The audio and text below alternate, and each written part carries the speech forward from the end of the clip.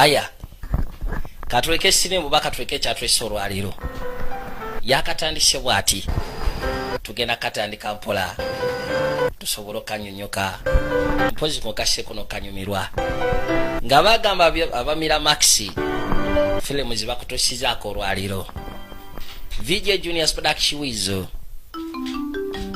nenga tebazebuka nga bagamba Tanyon Pictures nabo begasibwamu tulina we twatandikira. Yeah, it's expensive, but ya bei naye. Yeah, are you familiar with Gibson humbucking pickups at all? Or umanya abayitibwa ba Gibson obitegeera? Sorry, I actually don't play. Bana isizanya. For his 50th birthday. Kwegamba eno ngenda jiwa. Yeah, my sister's not. Kitange. And so. Your dad will love these Kitawa jajja agalo kamala. Really kick ass. Mbutufu eno yonka. What kind of music does your dad play? Oza kitawa kuba music kikaki. I guess it's kind of jazz-ish. Muntu wa jazz. This is an excellent jazz. Eno yejite kyasizo kuba muziki gwa jazz. Mbutufu nayo jikwate molabe. Unagambye agenda jikulya kitawe ku mazalibwa gege emyaka 8. Basonze sente ye ne sister we. Of our times, he's like the Jakey Lee of fusion. Eno jiraba. Ni batandika muwanira. I don't really know what that is either. Byonna bye mungamba sibitegeera. Because I play fusion guitar. Just yeah, I nali nkubye ku gita. I teach kids. I work really? with them. Yeah, kyokka bakasoma eri abagala bitu naye bonna bafokasize ku ono. Okay. Buli kasoma yawulira obusungu. Awesome. Kabala kabalagavu. Well, do you guys maybe have it in other colors? Mwinjira mu kale endala. You mean finishes? Yeah, we have. Tulinayo kale endala gita zino bwe ziti. Yeah, I just stocked one of those in the back. I grab. Waliwo zinataddeko emabega. I get it. I'll get it. Ndowooza kankwate kubo ngene kuleetere. Okay. Nze kandeete ekibokisi kyayo. I'm gonna grab the case. Kangenereete case ono kaleete gita. Nti kale. Nga bakwata kubo nga bagireka bbali. Sebe li expensive. Bwe bagirekawo nakyate yabbanzi baate. Nakyala yabbanzi be. Nagambye kwanjwa kwa sinema. Ng'akwata kubo ng'ayingira mu motoka. Ng'agiteekamu. Bali abadde basamye nga bakwata kubo genda kuleeta byako birala. Ye ng'asimbula motoka kuvaawo. Mukazi kyabika muyiiya. Oli yaleeta keesi ono n'aleeta gitanga eri mu kkala njawufu. Banaye katubye. Nga bagamba Miramax Films bakutosizaako olwaliro.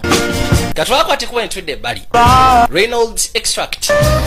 Waliwo company egenda maaso n'ogeza kufulumya ebyokunywa. Nga bagamba F+ Productions ne Arts Entertainment wamu ne VJ Juniors Production bakutosizaako sinema. Ne bagamba Mickey Jaji ye nannyini sinema asoose. Wabula Jason Bitman takabuzeemu konna kwanjwa kwa sinema. Nga bagamba Mila Kunis naye agenda kubeera muzannyi olwaleero. Yakaise Extract tugenda gezaako kanyonyoka. Eno kampuni efulumya byakunywa nga bagamba Christine Wig takabuzeemu. Wabula J.K. Simmons naye agenda kubeera muzannyi akawungezi k'olwaliro. Nga bagamba David Kochina ye muno. Wabula Clifton Clarence Jr. takabuzeemu. Nga bagamba Gene Simmons bonna bagenda kubeera muno. Nga bagamba Beth Grant ne Dustin Milligan. Wabula Matt Shirozi ne TJ Miller, Brent Briscoe, Ben Affleck takabuzeemu nnyo. Nga bagamba Mary Vrian ne Vince Canini bakola ku kasa y'abazanyi. Wabula George S. Clayton yateekamu enguliko ya sinema. Mirimu gigenda maaso n'okukwajjazibwa waneeno mu kampuni. Nga bagamba Alex Friedberg yali costume designer wa sinema. Kuno kwonna kwanjula kwa sinema. Wabula Julia Wongo yakagatagata yakawadde ssaawa ne dakiika 27 ez'olwaleero. Njagala olabe. Hannah Hamadi ya production designer wa sinema. Nga bagamba tiimu yali director of photography. Half-price well drinks while the game's going. Well, you always give me free drinks, though. Buli kaseera omanyi okupa ebyokunywa ebyobwereere. Might as well as no action. Kati alina kyaliwe gwakubidde essimu. Why not? Is your wife out of town? Mukazi wo tali mu kibuga. Late in about a month. Gyali amaze omwezi mulamba tamweggalako. Hey, Why? you get this job through job 1. Olina ogezaako oteekamu ku speed. Right there on the assembly line. Just like you. Only I did better. Nze akyasiize wano. Hey, Okitegeera? Napakira kureti eziwerako mu budde obutono kamala. shorter in here. Okitegeera? Yeah. Yanguwa yanguwa. All manager end of this year. Mwaka guno ngenda kubeera floor manager. that new guy, naye mutuufu oyo new guy nze atandise okunyiiza tell him to hold the line either. akola mpola waliwo omulala eyajja Friday, check us out. waaye ku lwokutaano bandi yange egenda kuba ekuba Cock. babayita ba godis cock Music you listen to. Rock? ki music kika kigwowuliriza rock and roll Yeah, you'll like this. ojja kwagala music ono Bring some chicks, okay? leetayo ku bakazi owulidde mulimu nno omukozi ali wano kyokka ali mu bandi bino binyiiza Gonna sit here. nange ngenda kutuula butuuzi wano I'm not gonna hold the line. nze sigenda kukwata layini I'm not gonna. bali baganya okukola emirimu gyabwe nze ntandika okukola egyange nedda If I don't nange kantule butuuzi are about 8, she puts on the sweatpants, and once the sweatpants are nina obuzibu ne mukazi wange over, bwe mba sinaba kutuuka ka shaawa 2 akwate kubo nayambala zino shortpants ozimanyi n'asiba nemba nga sikyasobola zijjako ndaba neekiri wansi what are you doing? naye mwe ki kyemukola What is he? kati oli omupya akola ki Get me akola mpola kyokka ffe n'atulumya omutwe balinga bakataala katonda watufe bana kiki ekigenda bosi yajja kiki ekigenda maaso lwaki mukayana abaye mukakane musirikeeko Hector's new here. tekita mupya Take him a couple of days, so mumwe munaku ntono ajja kubasobodde ogezaako okwasaganya buli kimu you're gonna have to deal with if you want to be floor manager. bw'oba oyagala okubeera floor manager olina otandika ogezaako diringa n'embeera ng'eno All this up, okay, and get back to rolling. We bino byonna mbinveeko kati mutandika okukola muwulidde mwanguwe olina avimba We always get the blame. buli kaseera ffe be banenya damn children, you know. I feel like a babysitter. bano bo balinga baana kwegamba nyina babebisiitinga Genius down there how to back up a forklift. kati laba oli omutumbaavu namugambye abakinga up forklift laba gyakola That's his whole career. ogwo mulimu gwe ssebo Damn forklift. You'd think he'd want to learn agenda kuba avuga forklift okumala obuseera bwe bwonna Band that he's involved in. okimanyi nti ali mu bintu bya bandi band. bandi kika ki naawe Sucks at that too. talina nakyasobola ayinza okuba asakinga ne mu bandi Incas down there. oli dinkesi wansi No, the other one. oli omulala She asked me, or rather, yaŋŋambye for more personal days. oba nsobola okugezaako mongera personal date I told her maybe if she ne figured mugamba nti out her timesheets correct, bw'anaaba atandise okugezaako firinga obulungi time sheets ze nja muwa personal dates endala she will never totya timesheets correct. ajja kuba takyasobola geza kukwasaganya time sheets Gotta beat that. ono abakozi abayita badinkesi loodi yakwate kubo yeeyongereyo kali yagambye nti alina obuzibu ne mukazi we bw'aba tannabatuuka ka ssaawa 2 mukazi we alina zino empale zino zisweta pants agisiba n'aginyweza naba nga takyasobola gisumulula Do not know. kyokka ate ngaebiseera ebisinga aba yagalageza avingako sexi naye kati ate alina obuzibu bwa neiba buli lwaba akwate kubo tuuka eka neiba amuyimiriza abate tayagala neiba amulabe neiba n'amulaba neiba kyokka abuzayo dakika 7 atuuka eka ngaomukazi tanaba kwambala swet pants Glad I caught you.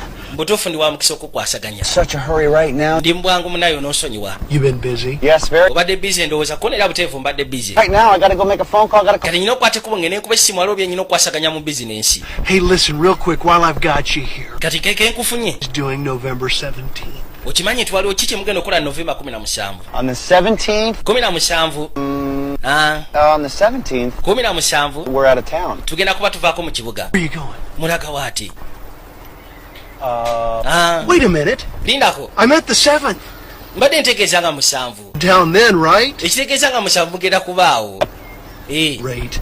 kirungi Lee and I are going to this dinner kati nze ne mukazi wange thing. We go tulina kadina ke tugenda okugendako It's bino ebya Rotary Club baatuyise a whole lot of fun. bantu bangi abagenda okuba isanyu ligenda kubaayo And Susie to be our guest. kati mbadde njagala gwe ne Suzi mbeere bagenyi baffe gwe ne mukazi wo We're gonna want to do. si kiwa nti twandiyagadde okujja Why not? It's a lot of fun. lwaki nedda mugenda nyumirwa Susie Suzi like going to those. tayagala bintu ng'ebyo Why not? lwaki nedda Didn't know anybody, and she gets. kwegamba bw'aba talina muntu gw'amanyi ebiseera bisinga tayagala Not like that. Sure. bwe tekiri bwe kityo Oh, she won't feel uncomfortable tajja kuwulira nti si mukakamu or anything.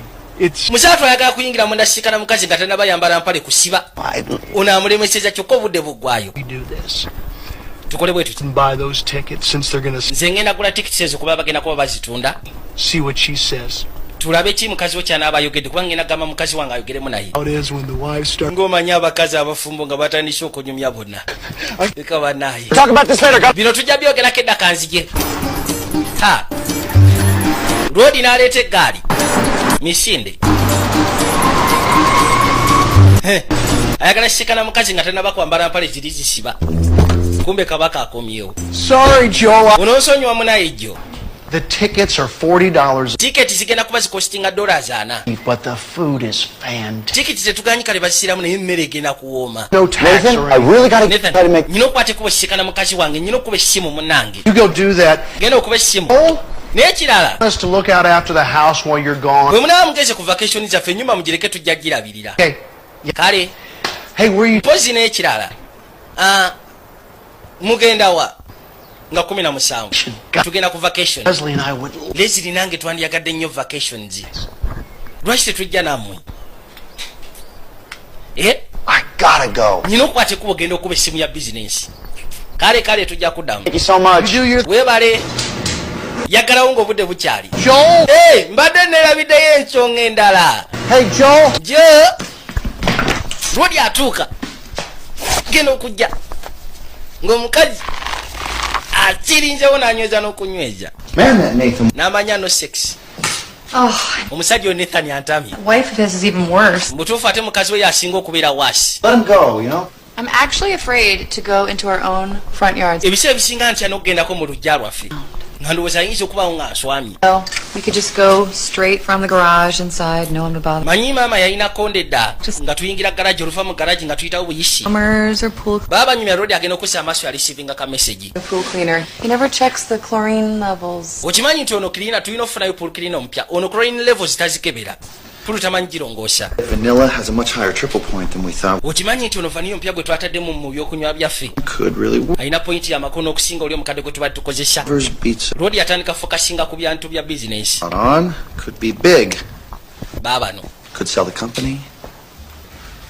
Do you remember that logo Ojjukira for the original cookies and cream extract? akawala akato akankolera logo Remember? Yeah. eya cookies extract gye twasooka okukola original tiye. Months. Anti kati ebyo nabivaako nsigning designinga coupons. Do you want to go to the bedroom? Wandyagadde tugendeko mu kisenge. I'm a little tired. Mpulira ndi mukoowu. And I don't know, it's the middle of the week. Manyi middle of the week mba mukoowu nkola nnyo. Leka naawe olwaliro Monday. Monday nirabidde Salvador. The stars.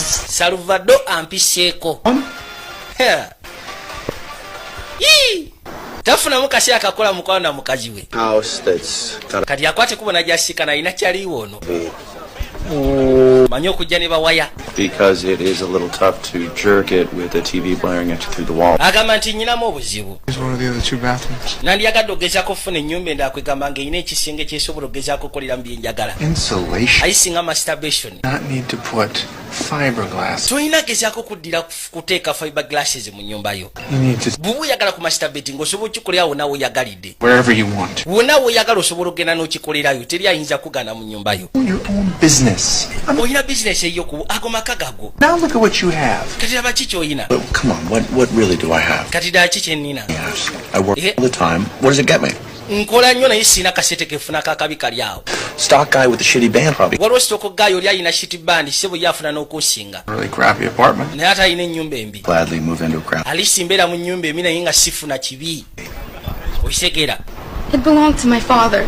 Kati mukasi akatwadde erudda. And we have all these stupid Ono yakwata ekkubo ng'amaze okubba gita from me n'agireeta erudda. into fusion. Ono yamugamba mu ssebo gita yali ya kitaawe yeetaga bamuwemu sseete. Given the circumstances, Okusya ku mbeera eriwo kati. take this down to the music store. Lwaki tugitwala ku music store bajja kukuwa ssente eziwerako. Really, Wano bagenda kubba. I just Nze sifuddeyo bamumpa mmeka. I just Katulabe. have a little extra. Ninamu obuseete obutonotono kwesobola okuwa. no, I couldn't. No. Sijja twala zizo. Gwe zitwale. Twala ezange bambi tofaayo. Okay. Kale. Bw'oba ozipadde weebale. Gosh, God bless you. Weebale nnyo munnange. Mbwakayamba. Kumbe kabbi. Katwakwata ekkubo okudda ebbali ewali ebyokunywa bino. Gwe. Are we still looking into replacing her with a robot? Ono tugenda muteekako Robert. Might not have to. Tuyinza obutakikola. Believe this, but remember that guy Michael J. Neff Ojjukira gaayo oli Michael. called a while back talking. Yankubidde essimu akaseera kayise mabega. Yeah. N'angamba mbu ayagala gula kampuni yaffe etiye. Taking the tires. Well, he's serious now. He just N'atugamba mbu agenda sooka kirowoozaamu yali asaaga kuona ali siriyasi. Okakasi. some bigger strategic move because this is over market value, I think. Okimanyi nti ssente kyagenda otuwamu zigenda kuba ssente nnyingi. Kampuni yawe bagenda gitunda. Kwegamba luli alaba tafunamu nnyo magoba gali awo. Learn all this stuff and retire, huh? bulijjo njagala ogezaako okugyako ebintu bino ndi tayali ngoba mpumule. This could be great. Kino kigenda kuba kisufu. Week. What should I tell him? Waagenda kujja wiiki ejja mugambe ki? You tell him how he asked. Mugambe tewali tabu ffe tugenda muguza emaali. Anti kale. Kampuni bagenda gimuguza. You see that? Olaba ekyo. Morning, listen. Ekyo kye mbagamba kati bali abatumbavu bayimiridde ffe ssebo tugende maaso n'okukola. Wulidde? Nange sigenda kukola. Ngenda kubireka byekwate paka nga buli omu amaze okukola omulimu gwe. Kali mukashaka libintu byatandika okwekyanga. Unagenda okuza amaaso n'addamu n'alengera Katonda ate ki ekiguddewo. Machupa tegaatise. Ono n'aleeta ka forklift kuliko emaali. Ono abajja yaseerera n'agwa ku ttaka. Waka forklift bw'akasiba ne biyitawo ne bigwa ebbali ne kufubutukako akacupa kalinga kacokolo. Ono asembera kakuba boolozi kamusekula boolozi boyi waba asigaza boolozi kyalazoka mukasaka bamwe tekabamutwaye mu ddwaliro. Misinde kuzyako ekyo ekyali kiguddewo bamuddusa misinde wabula kabaka awulira afa. Nakimanya ekyo kyekituukawo singa tobeera mwegendereza. Twada ku sidelines. All right, just call me if you hear anything else. Kale bw'oba olina kyowulidde kyonna nkubira. He definitely lost one of them, and they... Okimanyi nti boola emu emuvuddemu. Not sure. Wow. It's hardcore. Bwaba ekyo nga kika. We've got such a good safety record. We comply with all the safety. Tulina safety record ekyasiza okuba ennungi buli kimu kyona tukikwasaganya bulungi. You know. Well, you probably have insurance for that, right? Yeah. Oteekwa kuba ekyo wakisasulira insurance kono butereevu. I would think so. Kati It's your balls. munayiteeberezanga boolo gijo. Thing, doesn't it? How fragile we all are. Okirabye nti ffenna tuli bakwegendereza mu nsi eno. Actually, our balls, they're just hanging. Kwegamba emipiira gyaffe gibeerawo nga gyewujja mu kutiya yaagyo. Just be cut off forever. Naye omutu Tickles. ne bamala bagikugyako. Yeah. Actually, I rarely use my balls anymore at all. Nze emipiira gyange sikyagikozesa nnyo. Dancing with the stars. Kiki ate ekyatukawuliri wangamba musimanya yali aba Dancing with the Stars. Sex maybe once every 3 months. Okimanyi nti mukazi wange asobola okukkiriziganya nange at least you're having a sex after every 3 months. Ogezaako kikolako. Solution. Tukiyiyize. What? Eki. You need to take some Xanax. Sooka ofune ku Zynex. Xanax. Anxiety. It's good for all Biyamba problems. psychological problems izo n'amakenda gengenda okuwa. Xanax basically just makes you Zynex good. zikakasa nti oli goda. It works for everything. Zikuyamba mu ngeri yonna. I take it for the common head cold. Nze head cold kwegamba mutwe okumbobba kyekimisa Zynex. For sexual frustration. Naye kati nawe olina sexual frustration. You something? Nkakasa kisobola okuyamba. It's good. Kirungi. Codeine cough syrup. Ne codeine cough osobola omutwalirako. Good. Ate yakola bikikono kiwali. Oli alina amakerenda agamira buli kimu kyonna yakiwulira amakerenda. Kati twadde erina kyalo ono. Ono omuwala mubbi. Yeemakulamu buli kimu kyonna. Kati agenda okuzza amaaso okwekkaanya. Nga bagamba nti omu ku bakozi abakola mu Leonard Extract yafunye obuzibu. Wabula insurance. Okuzza kwekyo ekyamutuuse kubagamba nti sajja lwe eyinza okositinga sente enkuyanja. Kati aba insurance bagenda muwa sente ezitekanika. $1 million eziwererako ddala. Ngeri y'omusetolinga yandibadde nga settlement. Ayitibwa Donny Step. Don Wilkinson or... Kati yajja asooka agezeko kwasaganya adresi ya road ono. Yakimanya kati ono aliko sente singa amusikana n'amufera. Sente insurance zegenda okugezako mu zigenda kuba nnyingi okukamala. Okay, thank you. Kale weebale. Ne kazaako olukomo. So, the guys at General Mills got wind of this whole testicular Okimanyi nti ono gaaya abadde agenda okugezaako okugula emaali yaffe. Wa General Mills yatiddemuko. settlement that could... Yatugambye tusooke tugezeko kakasa nti ebintu bino biwedde. How is Step? Then alyoka agula kampuni yaffe. I guess he might be going home today. Ate Step. Anyway. Step kono bagenda muzaka. Says he's not going to sue us. Yagambye ffe tagenda tusuwinga. He wouldn't want something for nothing, you know. What's right is right. Yagambye ekintu kimu nti ekituufu kiba kituufu. This. Okay. Kati Step yaganya osuwinga company wabula Yeah. aba life insurance bagenda mu settlement ewererako ddala ekyo kyoba kisuubira. By the way, guess who asked for a raise today? Omanye yasabye omwongeza sente. Yes. Believe that? Dinkeson. You know, you call everyone here Dinkus. I don't know. Okimanyi nti buli mukozi omuyita Dinkeson You wano. know, forklift dinkus? Oli Dinkes asitula ebintu ku forklift. Call him Boy Genius. Oyo wamuyitanga Boy Genius. Oh, right, yeah. Well, boy, G. Kale Boy Genius kyonna I said, are you kidding me? yaŋŋambye mbu ayagala mwongeze ssente. Last- Ne mubuuza osaaga. Blame it on dinkus over there. Kali Really ought to learn the employees. olina otandika okuyiga amannya g'abakozi lekerawo bayita ba Dinkeson. This deal goes through next week. I won't Eno diiru senga eyitamu bulungi seetaaga na kumanya mannya gaabwe. go for dinner. Olina akwate kuba asuleyo. The new temps here. Kaakano akagenda okubeera nga katempo akapya. Kati bajja kwetaaga baade beetaagayo omuntu agenda okubeera ku mulimu gw'oli. Doni tempulalire. Hi. Baleeta akawala kasufo kamala. Wabula kano kabbi. Yesu Kristo kano nga kanyiridde. I'm sorry, I forgot your name. Onosonyiwa gwe nakwerabidde. Abadde agenda muyita Dinkison maaso ga bosi. Okay. Kale. Gwe genda mu yafeesi weyitawo. Kenacha yakwate kuba okusembera. Wabula ekimulese bwana ayagala kuyiiya. Yakirabye wano waliwo engeri y'akalimu. N'asooka akonkona. Yingira. I'm so sorry. Munayo n'osonyiwa. But are you really the owner of this? Naye gwe nnyini kifo kino kampuni eno yonna. Yeah. Eh. I mean, like you started it and everything. Gwe wagitandika na buli kimu kyonna ekirimu. Yeah. Butereevu nze yagitandika na buli kimu kyonna ekirimu. Oh my God. Yesu Kristo bannange. Oh,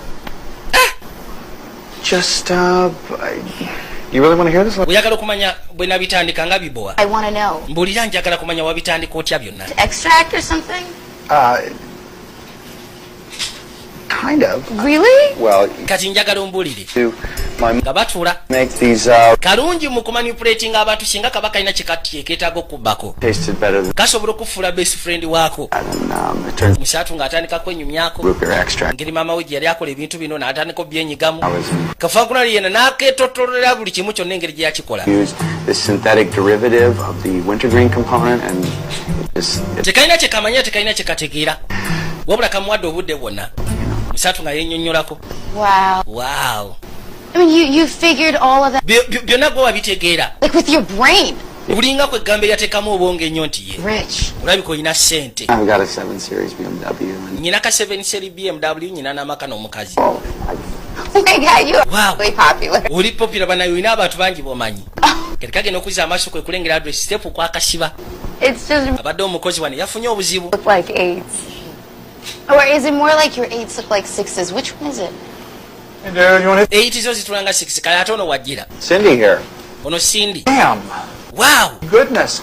Kikatonda watu. Dean, entrepreneurs, Nze bampita Dean, healer. ndi entrepreneur, spiritual healer. Welcome aboard.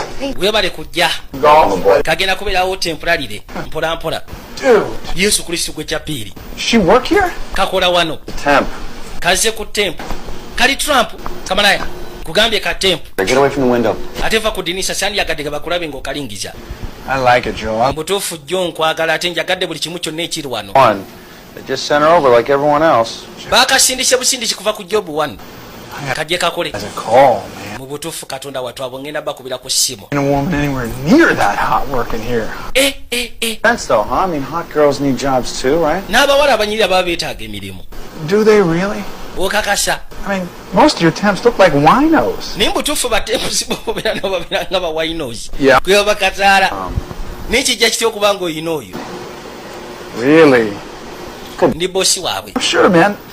Dude, you could probably have any girl out there. Osobola okufuna akawala konna ke weetaaga abakola wano. Hairnet on, man. You could probably nail. Osobola okweggala buli omu. Here, man. Nkubulira. King of this whole domain. Gwe kabaka wa domain eno yonna. Here, you're the king of Gwe kabaka wa shit you're making out here. obusa buno bw'okolako ne extract. Bawita extract. You are the extract. Gwe kabaka wa extract g'ofulumya ano. Buli omu yenna gw'okozesa ano osobola omweggala nga teryakutteko. You know, I personally wouldn't because they're not sexually attractive. Nze sigamba nti nsobola obbega kubanga sexuality tebasikiriza. There. Naye kano akafulumye. Good for you, Joe. Baaba ko kakusaanira. What the shit? Lina kosokoleke. Person stole Ha. It's gone. Waliwo no nakapanti. Kakalina ayomba. You. Oyanzibye. Abya akasawo kange. He did it. Gwe sebo bya akasawo kange, onabya akasawo kange. Njagala akasawo kange kabye. I'm gonna call that. I'm gonna call. Abaayi. Please time out. I speak to... Soko sirike nsooke njogeremu noono. ¿Tú sabes dónde es? Ayagala n'okwogera Luspanish kyokka talumanyi. akasawo kono okabye Purse! That's right! akasawo My purse! okabye baye mulindeko Right, lindako so complete stolen because it's gone, that's how. bwani agambye nti akabye kono bakabye kyekyo kyegamba That's where purse with our turquoise kali awo keeru little tail. kaliko kaddole ku zipu kaliko n'obunono obubeere kumba omubbi yabayingidde mudda yabba wallet akasawo yakabye n'asooka ajjamu ssente buli agezezaako kanyonyola kasawo keeru ku zipu kuliko kaddole kaliko obubeere akasawo kange bakabye kale agenda okwekkanya kwe kulengera adresi yo naayitibwa step juyira step yagambye tagenda kusuwinga kampuni ye wabula aba life insurance bagenda mu settlement ono yajja atambuza amaaso nga bwe yekkaanya musatu sitepu yuno kyabasooka amutunuulira tatambula nno na bulungi boolo zeemu teriimu yasigaza boolo zeemu yokka ono kwe kujja nga amuvaako emabega agenda maaso n'omubaza waliwo kyamwetaagamu kye tutanaba kutegeera bulungi musatu ng'akwata ekkubo kwe kujja ebbali waliwo engeri yaka supermarket azegula ku byakulya asobole okuddeeka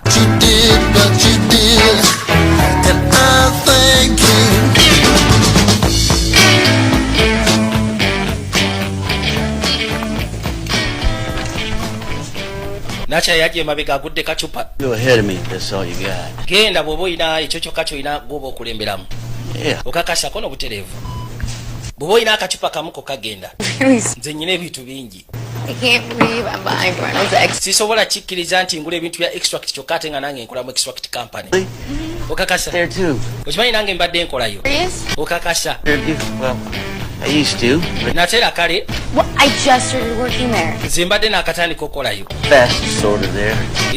Really? nze mbadde nkyasiza okubeera omwangu eyo okutikka kuleeti n'ogezaako zisabika na buli kimu kyonna Well, I'm kyokka ate ebbanga tono baadde bagenda kunfula floor manager kati nga kamweyanjulira bampita sindi looli yakwata ekkuba okuddeeka agenda okuddeeka yasika n'omukazi yebasi n'alowooza yeerabidde okusiba empale kumba omukazi yaginywezeza atugga eri katonda wange We don't do muntu alifuna ku kigambo kweri just, I don't know what to do. We're turning into one of those brother-sister couples. tirulinga abafuusa abooluganda kati You do kind of look. naye mbutuufu omufaanana namu Don't. leka naawe simufaanana And to make it worse, Dean, I cannot get ekizibu ekiriwo indie girl out of my mind. diini kano akawala kasindi kaganya okuva mu ndowooza To meet a girl that pretty and that into food flavor. ne mmalangizako okufuna akakazi akabala gavunga akakagala ebintu nga bye tukola Gave me her phone number and kampadde essimu yako going to that party where Rory's been. ne kaŋŋamba nti bwe kiba kisoboka tugende ku pata eri simanyi omukozi munnange gy'aliko eya bandi What am I going to do? I'm going to do nothing. I can't kiboli kye ŋŋenda kukola Just go- sisobola kiitinga ku mukazi wange naawe okimanyi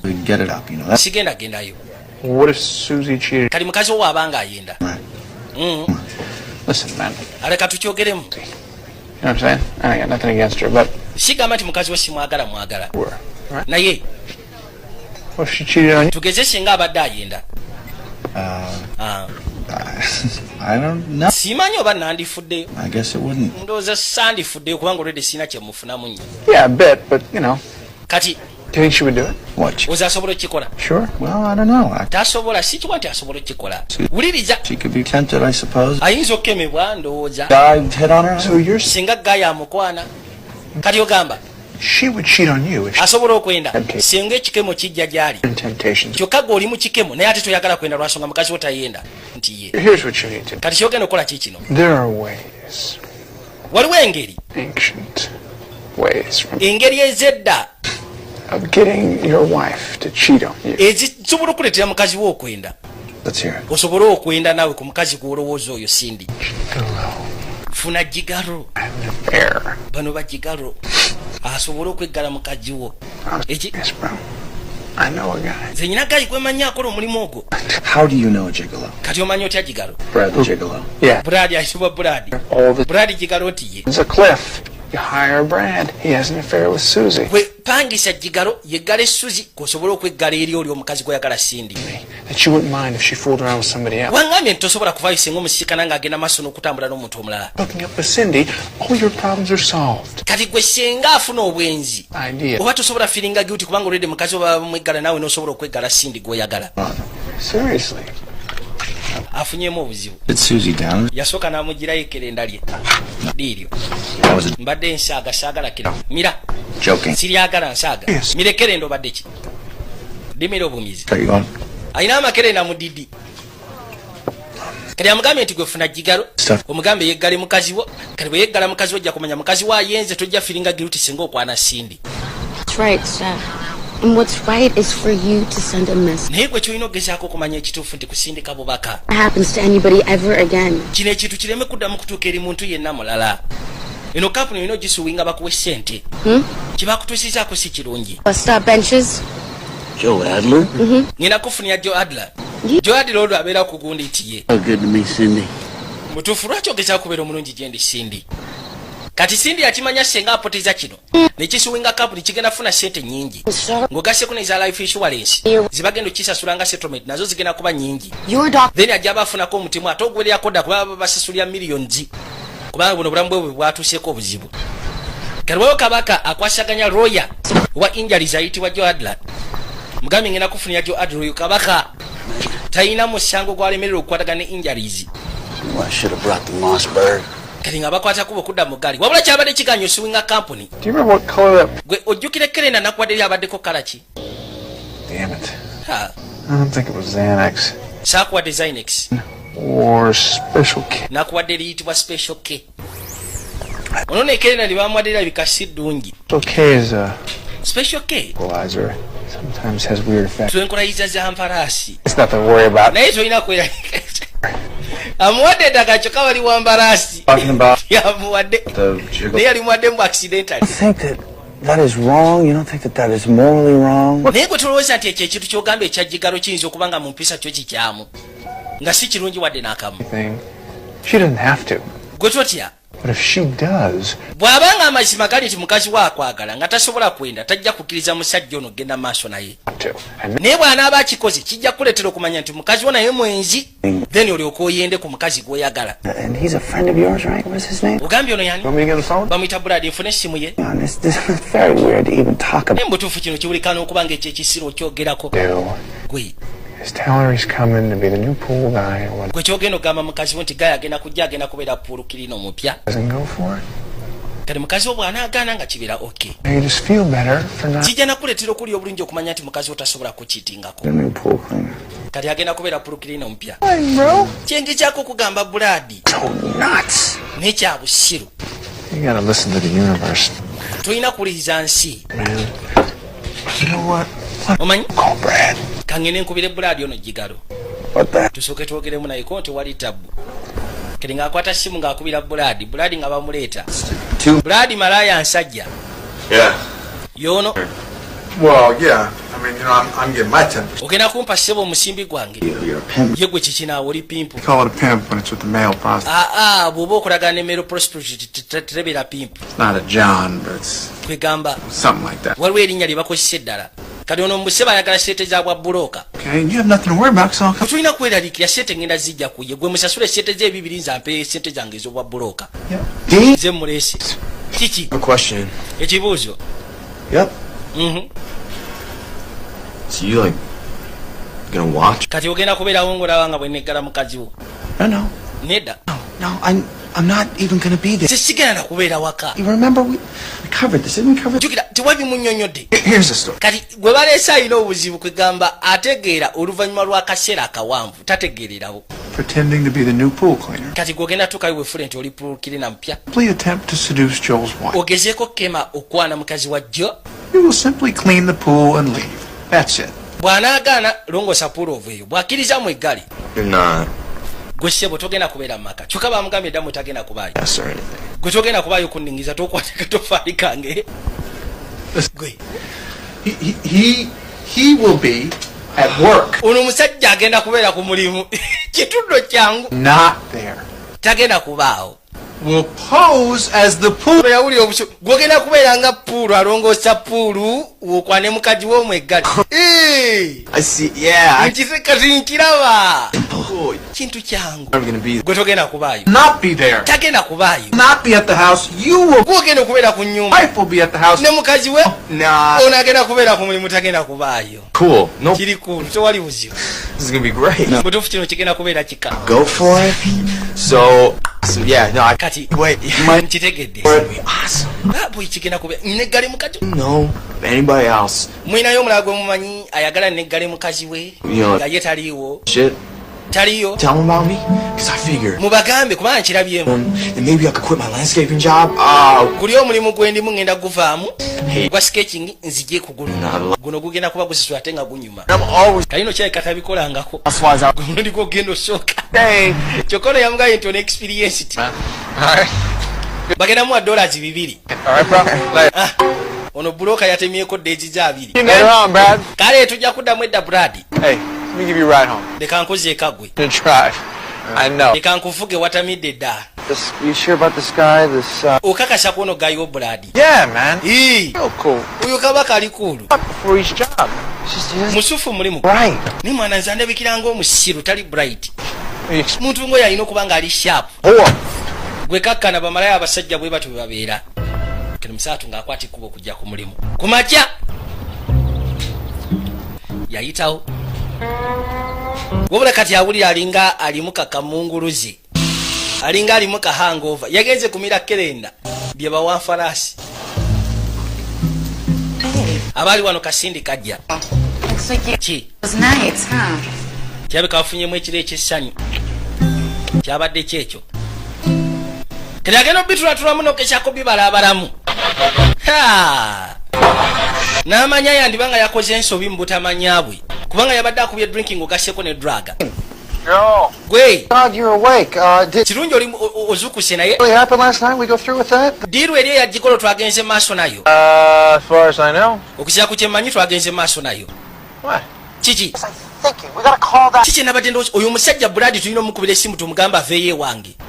Mbisazizaamu. Okay, yeah, man. Kale tewali buzibu tugenda mukubira. I'm gonna pay him anyway. Mugambe sente kye ngenda zimwa ne wakubadde agenda kuba talina kyakoze wabula mugamba aveeyo ewange. Okay.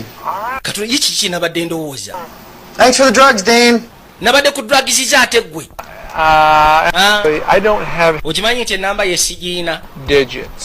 Sigiina ennamba ye. What are you talking about? I thought you called Kikyo wamukubidde essimu. I'm from Cliff. Nagijje ku Kirifu. Cliff again. Kati ddamu osabe Kirifu akuwa ennamba ye. Phone right. Kirifu talina ssimu kati. Motherfucker. Motherfucker. What's the boy's last? Kati oyo Brad erinnya lye erisembayo yaani. I don't remember. It's a Mexican. Sirijjukira lya Kimekisiko. For Christ's sake, Dean. The guy Yesu Kristo Dini. Blue one. Omwana yabadde alina amaaso ga bbulu ng'alinga mu Amerika. looks like that. Bibaawo babatuma bulijjo amannya nga si gaabwe. Kati yabaddeko erinnya lye Kimekisiko. Could have been a Filipino name. Ayinza Lopez. Lopez. Sanchez. Sanchez. Or Gutierrez. Oba Gutierrez. Get home and head him off. Kangende kamugambe. Joel, we gotta talk. Jo tulina okwogera. Not now. Linda Now. It's about step. kino kiri ku siteepu. Waliwo essimu bosi gy'olina okukwata ya Brad. Who? Ani? Brad Chavez? Brad Chavez. Brad Chavez. Brad Chavez. You want me to take a message? Oyagala mutwalo nedda. Here. I bet. Oyo kamukwate. Kati gwabadde agenda osisiikaneko akubye essimu ku Yafeesi. Hello? Joel. Yes. Ono yejjo yenze. It's Brad. Maani nje Brad. Accomplished, dude. It worked. Wayi kikoze. Kikoze. You were not even supposed to be there. Obadde tuteekeddwa kubaayo obadde obuzayidde kikana mutaano okubeera ewange kyokka wakeddeyo bukeezi. I totally forgot what time you guys. Maani neerabidde budde ki bw'oyagala mbeeyo. Hated about it. I just went over there. Kwegamba nakute bukwasi kubo ne ŋŋendayo nga mpulira nkyamuse. So then she actually, you guys. Kati mulina kye mwakoze? Easy. Kyabadde kyangu mukazi w'omwangu. Mwangu? Easy. Kikyotegeeza nti mwangu. Oh, no, I don't mean easy like. Sitegeeza nti yabadde mwangu nga bw'onookwana malaaya. I just meant it wasn't hard to. Kwegamba kyetegeeza nti yabadde muzibuzibu naye era nga namumaliriza. Tell me. Mbulira wakikoze otya mbulira teweekweka. Yeah, I'm sure. Oyagala okumanya nkakasa njagala kumanya omwegadde otya mukazi wange. kale She let me in. yanzikiriza okuyingira Back like I was cleaning the pool and neneefula nti ngenda kulongosa puulu pool cleaner. naye nze sirongosangako ku puulu bukyangamba wabula nabadde mulaga omubiri Bathing suit. nga yaali wali eri ayambadde bathing suits ze It's a really nice house. ne mubuuza nyumba yammwe nga nsufu Is it your dad's house? kati nyumba ya kitaawo No, it's ours. nedda yaffe nze ne bba wange wow You look so young. naye ate ng'oli mukazi muto It's nice. okubeera nga obeera n'omusajja ng'ono Sunscreen? olinamu ka sunscreen awo Forgot mine. waayo akange nakeerabira ekyo kati njagala okwesiiga See, I thought that was pretty smart of me. kati nategedde nti eyo muvu gye mutaddemu eri smooth yabadde nnungi Wait. kegamba neefudde mbu neerabiddeyo sunscreen wange nsobole okwesiiga naye musiige mutandikire awo Been asking to rub some on her back. okitegeera Smooth. yabadde muvu nka gwe togimatidde kati nga mutandikako Lotion all over her body. kati bwe nabadde musiiga lotion netandika osumulula akaleega kimala I don't need to hear. tombulya bisigadde byesonyiwe Okay, dude. Well, hey, listen. wuliriza If you have anyone else, bw'oba olinayo omulala ayagala omweggalira mukazi we referral, I'm available 24/7 if you want me to do your... bw'oba oyagala nziremu okweggala mukazi we Gotta go. Goodbye. waaye toddayo weeraba kati tuno kyamunyiza okubanga mukazi we sebo ono neiba sokosi ayayaya ndyote nekwata tokokibe Real busy, actually. waaye ndi bize kati Gonna keep you long.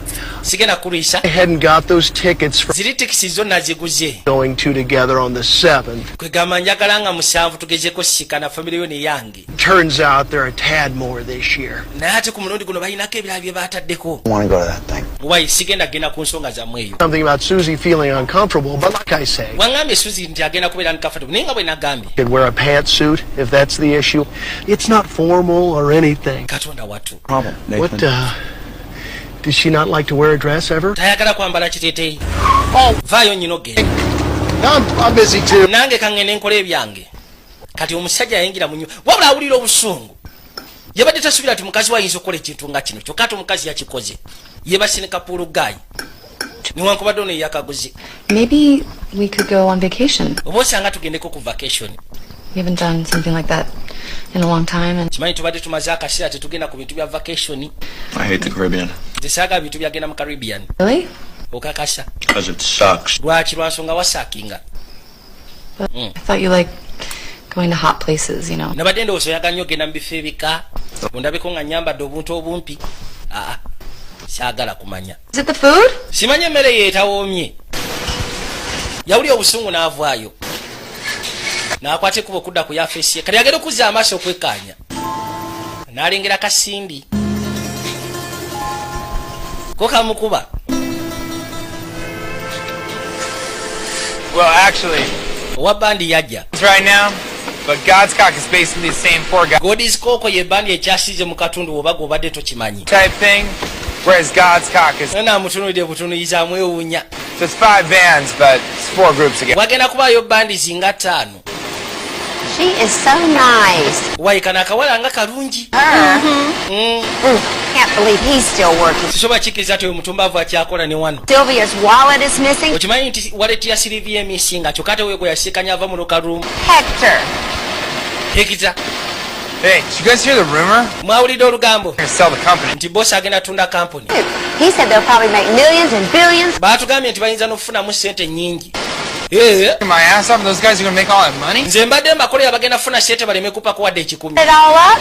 I lived over 200. nze maze wano emyaka 10 nkola olukola okay Here, kale ladies are free, so bring some chick. abakazi babwerere muleeteyo ku bumaama obuto gwe ssebo tulinamu obuzibu Really big problem here. I don't know what. tulinamu obuzibu simanyi kye tugenda kukola He doesn't want to settle anymore. naye stamp yagambye mbu tayagala gezaako setulinga Like I say, the General Mills guys don't want to make the offer official until this whole thing is settled. So ate gayi wa General Mills yagambye mbu tagenda okujyamu bino bimaze osetulingibwa He does this all the time. He gets all wound up, talks big, and then he usually backs down.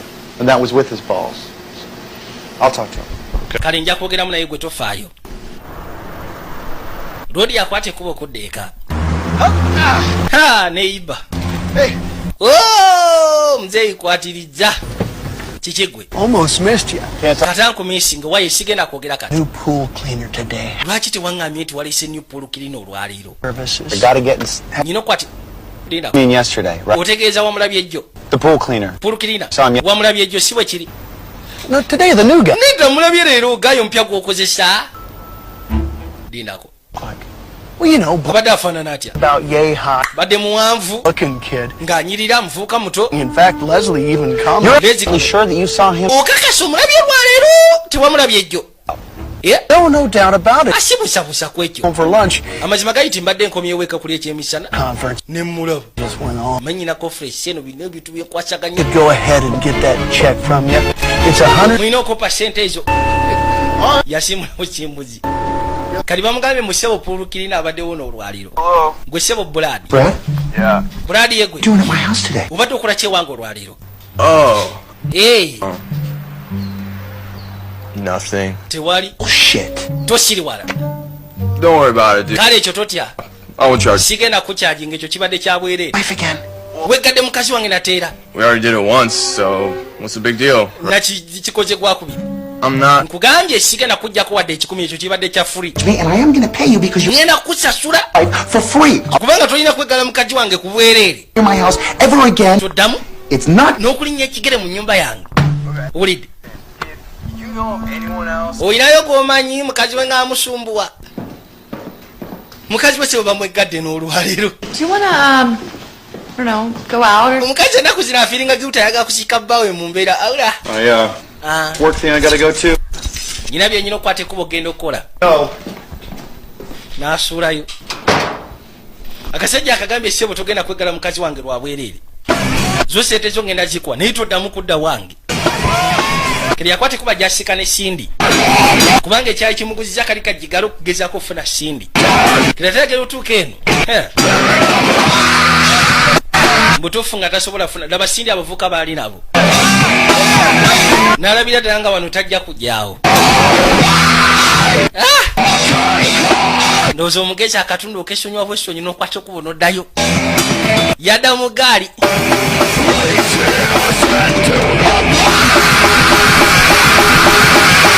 bwatyo n'asimbula agezeko suulayo ono yayitibwa Joe Adler kabaka yasembera muleetedde ak'okunywa kyaliwe gwe yeebuuzaako ebisinga I cannot believe that my wife slept with sika kasati mukazi wange yazzeemu n'asiika n'akasajja kano Well, I guess I didn't think about it long enough. naye wangambe ekiyinza obutakusumbwa kuono saakirowoozezaako nnyo Maybe I'm just lousy in the sack. oba osanga ndirawuze mu saaka nga mukazi wange simumatiza Crush his ass, dude. leka naawe I'm sorry, you know. That's all right. It's all right. kiri oke You're right. What is it with women? You know, they say they don't naye abakazi ki ekibaliko they're smart. bamanyi okugamba nti nze nfumbirwa musajja mugezi saagala lwakubanga mulungi Stupid guy said. kyokka ati wayisawo akaseera n'atandika okusekerera Oh, guess what else? omanyi ekirala Was at my house again today. omutumbaavu ono ssebo brad yazeeyo ewange olwayo neyeggala mukazi wange nateera Unreal. kyo tekikirizika Hire a guy to do a job on one day, and he comes back the next gaayi wamusasudde akolera omulimu olunaku lumu again. n'akomawo n'akikola ogwokubiri for free Do it for free. namusasudde You are? wamusasudde I guess. Why? lwaki Well, kati sente zange z'oba bulooka contact Brad. ngenda zijja kugwa oba nzijje ku bulaadi omulundi ogwokubiri Go to you, or gwogenda osasula I don't even worry about that. kale I have to deal with economic economics tujja mudiringa naye edda table. That's not what's important. What's important is ekyamakulu kiri out right now. kati kyebwetaaga Calling Cindy guilt-free, conscience. olina okugezaako okuggyako sindi guilty free consciousness Party. Look, you know what you need to do? omanyi kyebwetaaga okukola Drugs. seetaaga drug Get around a lot. va ku ebyo A bit of a character. But I'm serious right now. kino kyegamba ndi siriasi Advice, okay? So I want you to listen to me.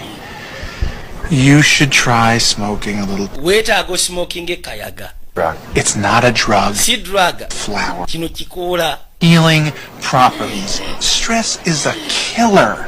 I get. kino kijjanjaba kikuggyako stress ate stress mutemu Oh, bro. You know what you need to do? omanyi kyebwetaaga okukola Oh, my boy Willie. olina otandika otambulako nekyali wange wiri He gave me that horse tranquilizer. va ku biri ebya horse tranquilizer Dude, the Atlantean ono kabaka kind. ajja sobola okukakkanya 10,000 years ago. balina emindi Drugs that don't give you a hangover. oyimirira neeno n'osika oli nga bwakoleza akaliro gwe n'okanja kusika n'osika omumwa n'ennyindo obiteekako byonna Modern problems, huh? Wisdom. nga tofulumya Nosika bw'omala okusika n'olyoka otandika ofulumya mpola olukaba kakubye.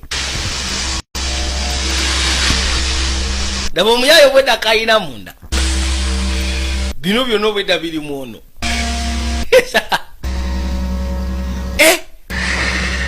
Kati boy godako. Oh no, I'm really kind of a lightweight. If you got nze ndi muntu wa bintu biri right wanimpadde kabia. Oh man, he thinks he gets paranoid. I do get paranoid. Ebiseera bisinga buli lwenkinywa mbeera paranoid. The graphics bomb.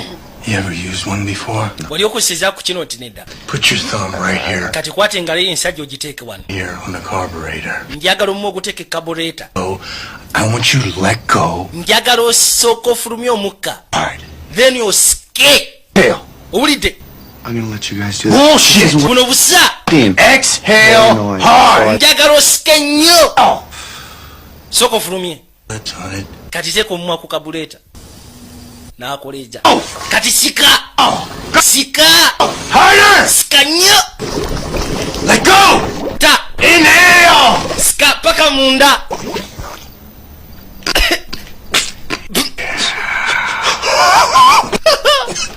Boy. Yes.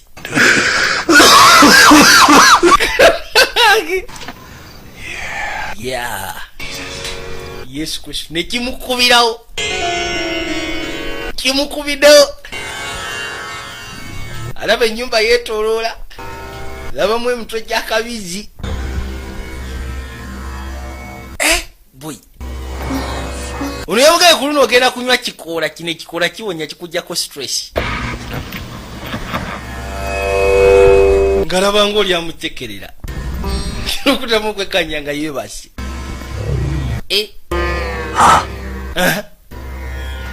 Thought I heard somebody say something. Mpulideko omuntu ayogera.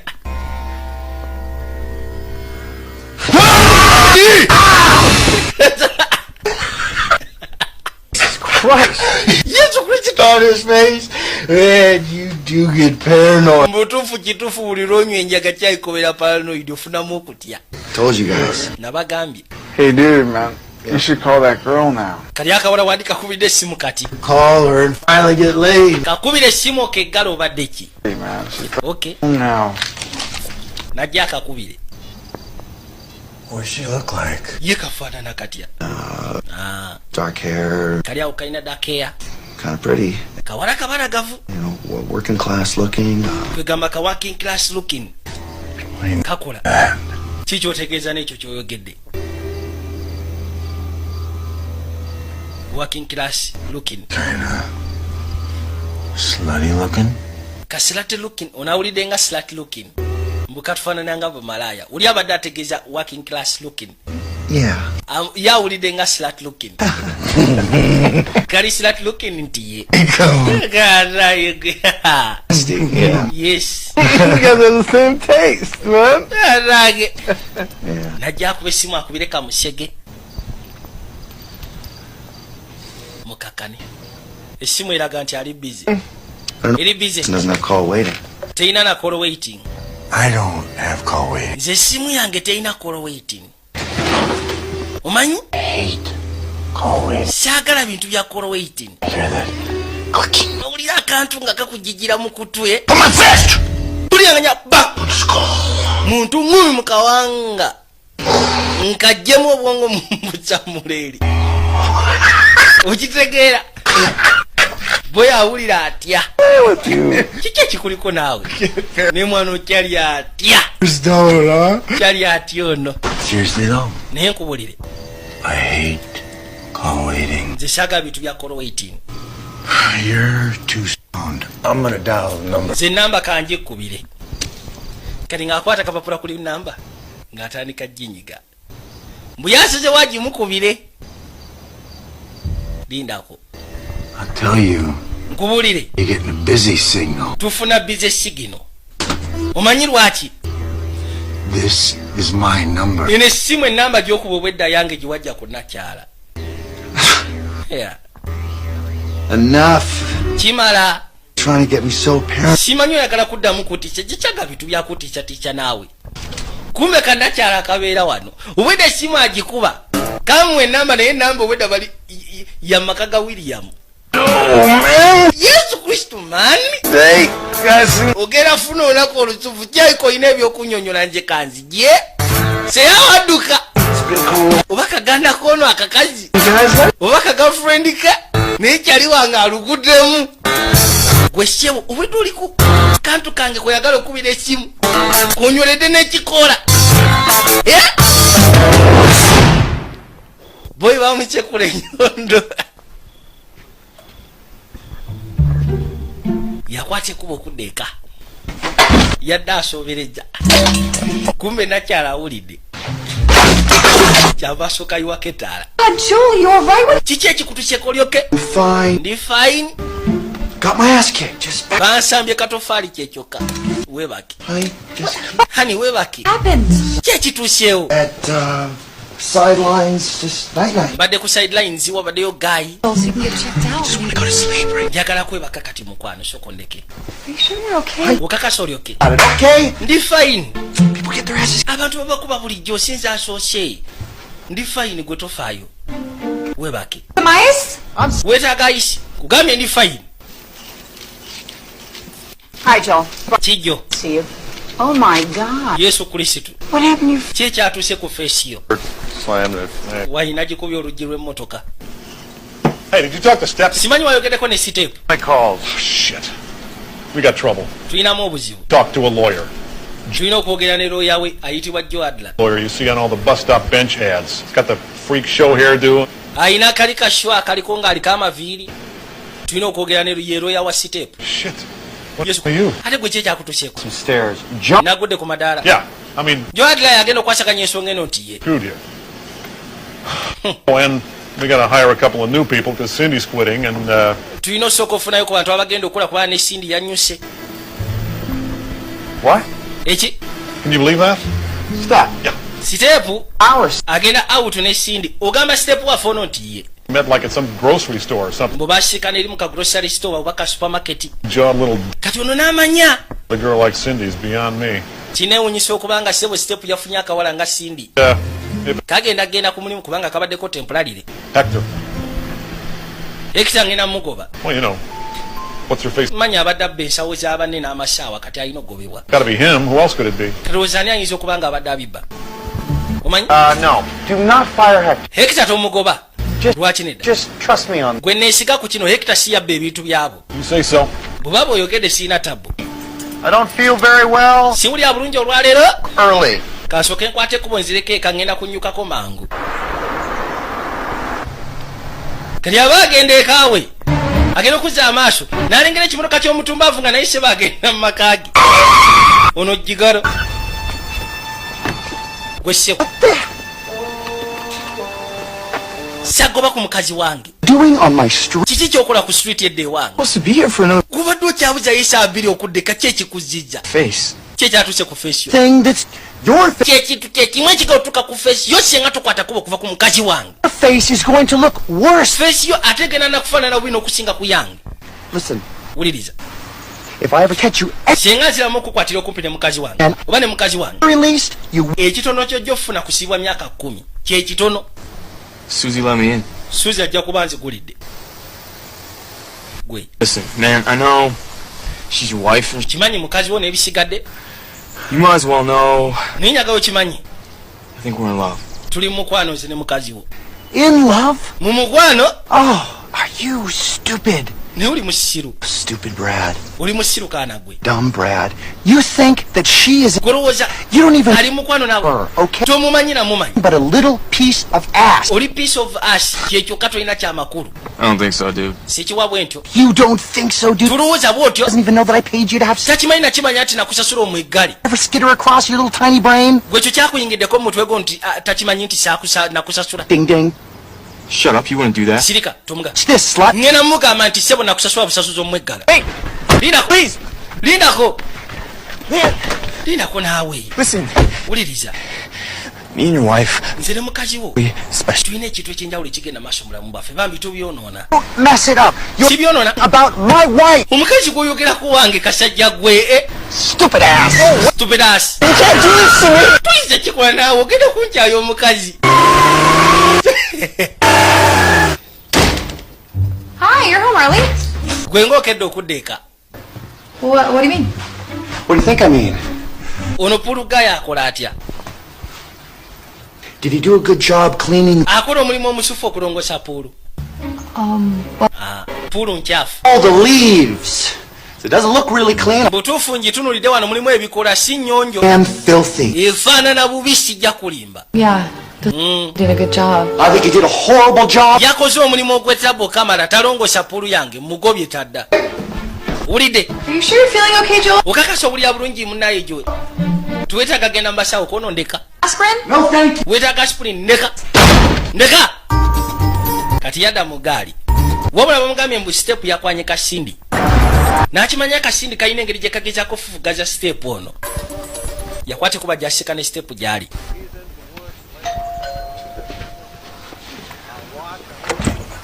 Hey, Step. Joe, come on in. Waaye gye oyingira. Lwaki osigala bweru? Bill? Ono half brother wange ayitibwa Fiiru. Not bad. All right. Jana tugende mabega tusooke twogeremuko. Kuba tewali tabu. Sorry. Galawo n'osonyiwa. Balina TV sebo nnene okukamala. You're dating Cindy, huh? Bangambye ennaku zino odeetinga Cindy. It's my girlfriend. Wayi ka girlfriend kange. Married after all this lawsuit settlement stuff gets settled. Singa bino ebintu bya lawsuits bigenda maaso n'okubeera nga biri settled. You might. Ebya life insurance buli kimu kyonna kigenda kubeera okay. Njagala obeere mwegendeeza kuko. STD. Kiki kalina enziku. Step, I'm not sure how to put this, but Simanyi ngeri gyesobola kigamba. a lot of money coming your way. Wabula njagala okimanye sente nnyingi z'ogenda ofuna mu musango guno. Okuva eri aba life insurance kati njagala kugamba weegendereze. She's got her problems. But Nkimanyi kalina obuzibu. she's the best thing's ever happened. Naye ekyo ekintu ekisufu ekyali kibaddewo gye ndi. I don't want to tell you what to do, but I just want you to Sigamba nti njagala okugamba ki ky'olina okukola wabula kyenjagala okugamba nti beera mwegendereza. settlement. N'akawala kano. So you could bankrupt that company, and Tetuganye kampuni yaffe oyagala gijjamu ssente. we're going to be. Genda tukuba mu kooti n'ebisigadde kampuni eyo osobola ogibankruptinga. I can kick it. Bantu osobola okugezaako bambi obbalemesa emirimu gyabwe. Nze sifaayo ku ani ayavuwala. Gamba kale. Brad, we can't. Brad tetugenda kuddamu kukola kino. Why? Lwaki? It's not right, and I Si kituufu. full. And you Nature. have to start cleaning the pool. Olina otandika olugonsa laba puulu bwefaanana. What? I've never felt this way Naye mbutuufu siwulyangako bwe nti. before, and I've been with a lot of chicks. Ki? Look, Brad, I love my husband, Baa wange mwagala Brad. and this was a mistake. Ate no yali nsobi ku ekyo kye twakola. Into me, I was bored and Twagenda maaso n'ekikola nali bowadi nga mpulira ninga omubi. particularly pretty, but Kegamba I have to stop this. tulina olekerawo okukola kino. It has made me realize I really want to make my marriage work. Kino kindeetedde okutegeera nti neetaaga obufumbo bwange. This doesn't mean that we can't. Kakitegeeza tetugenda kuddamu kulabagana. Kati alina obuzibu obutegeera amangu. Yes, that's Anti kyengezaako okunnyonnyola. Why? Lwaki? everything that I Olw'ensonga zonna ze nkuwadde nzikuddiremu. say it again. Nzikuddiremu ensonga. Can I see you tomorrow? Nkulabeko enkya. No. Nedda. I see you Thursday? Ku Lwokuna. I see you Friday? Ate Olwokutaano. To go. Okwate ekkubo gendera mpanga ajja kusanga wano. I'll call you tomorrow. Kale nja kukubira enkya. Okay, just Kale. we'll talk about it later. Tujja byogerako oluvannyuma. Oli alina obuzibu obutegeera amangu omubuulira ensonga naye olina gimunyonnyola ebirungi nga 10. Hey, Wesebo. huh? The meeting with Step's lawyer or lawyer. Okimanyi nti bano balooya boono fara bazze. Now. Yesu Kristo. Fire all three of you. Mwe abasatu nandibadde mbagamba mbagobe. Those bus, Ono nno ye looya. but this Step guy, Joe Hadler. the Holy Grail. Ono Guy Step. Holy Grail. His balls had been knocked, Senga emipiira gye gyombi gyabadde givuddeko. but not a great case. Nkakasa teyandibadde keesi nnungi nnyo. Yandibadde nsufu naye ng'ate si nnungi nnyo. Yandibadde good case naye si great case. Ball is neutered, he, she, Kubanga kati kutebeeza abakuyingira mu kkooti ng'akakiiko kalamuzi katudde wali nga batunulidde omusajja atalina boolos baba bagamba talina makulu. to a jury, he's Naye kati okukiza nti yakigajja boola emu akakiiko kalamuzi kamutunuulira being on by it. ne kagamba yi ntaatu akigajja boolo kawuzi ke kagikute. Ball jackpot, the fucking. Aba akyannyonnyola banne. Bano ne bajja. Hi, Joe. Adler. This is Okay. These guys up there? Mulaba bagaayi abo. General Mills. Abo bagaayi bava mu General Mills Cash out and leave me with... bagenda kugula kampuni eno seofe batuleke wano nga tusiranye. There? I've been working here for like 2 years. Nkozi wano okumala emyaka 2. Man, I work my ass off. Bulijjo nkola buli kaseera nkola. I work my ass off? I've been working here 14. Nze nkoledde wano emyaka 14. That and at Jimco. Tebayinza kutandika tunda kampuni bwe batuzi tebaddeka nga nsiranye.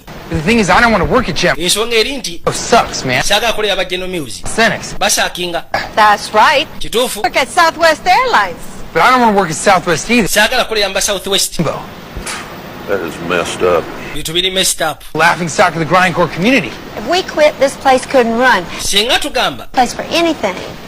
Well, mumanyi that's why what we should do is kyetugenda okukola kiki I'll go on strike. tugende ku strike Stock in the company before tugambe nti kampuni yeetagamu stock nga tebannabagigula on strike, they would not buy this. kati bwe tunabeera ku strike tebajja gula kampuni okugjawo nga bamaze kukakkanya nga batutaddemu stock gye tudimandinga Have to give us stock. bajja tuwa stock bwongo economics Do it. tukikole tugende ku strike tubagambe kampuni yaffe yeetagamu stock We've gone through everything. banaye buli kimu tukiyiseemu We would even consider a settlement. tugenda na consideringa settlement You see on the bottom of page 18. singa mwena mutula ku bottom ya page 18 ezo zisete ze twetaaga What? eki We don't have this kind of money. zino sete tetuziina Not in cash, you don't. mu kashi temuziina But if you were to naye singa otunda ebyo naawe n'otunda ebibyo lease the equipment, Are you the various... shitting me? This musaaga we're outside. I'm trying to tell you. kino kigenda twavuze kuno kye nabadde gamba It's gonna give up this entire. golowooza ngenda kukuwa kampuni yange gye nkoledde ebbanga lino lyonna His testicles! omusajja yafiiriddwa testicles gye borozi In fact, I'll make a deal with you. kati kankole diru nammwe We will drop this case right... keesi eno tugenda gidropinga mu kaseera kano kennyini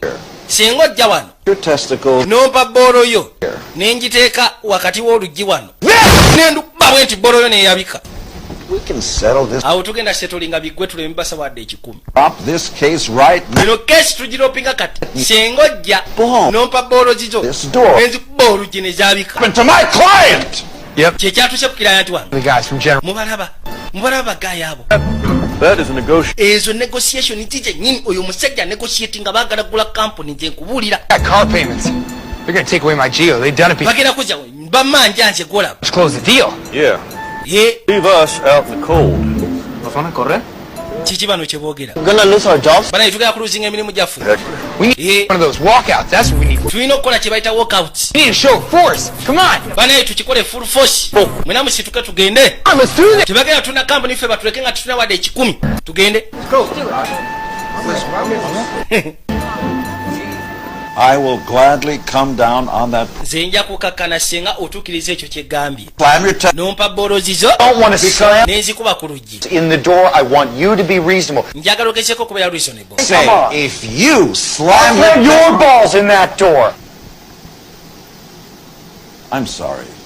Did you just threaten me? We need to cool off for just a minute. Let's. We'll be right back. I don't need this. I'm going home. bino si byetaaga ngenda kudda wange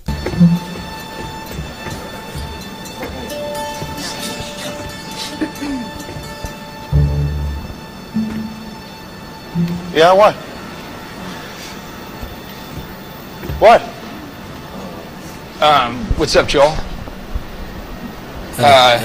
Basically, we were thinking. Just thinking. Well, Rory had initially pointed out that you guys are doing this deal with General Mills, and we just think that. Well, we were considering the idea. We think that maybe we should get a piece of it, and you know. So what we decided is, what everybody has decided is that if we don't, then what we're going to do is. I don't need this. I'm going home. bino si byetaaga ngenda kukwata bukwasi kuba okuddaka kati agenda okujjanga abakozi bali wano kati ate mwe kiki Yeah, what? kiki What? kiki What's ah